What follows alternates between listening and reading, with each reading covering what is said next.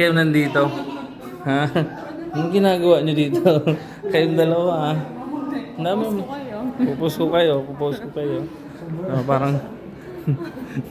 kayo, ha? Kayo yung may kuwan dito sa Taiwan, ha? Hoy, huwag kayong magtago. Yung mga tropa natin yan. Yung parang realistic, oh.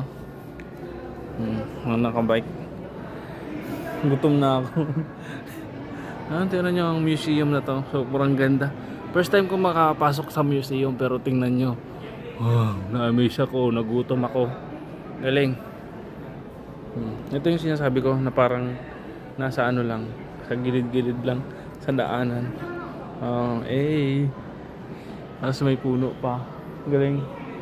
So picture tayo. Mamaya libutin ko ulit. Yan.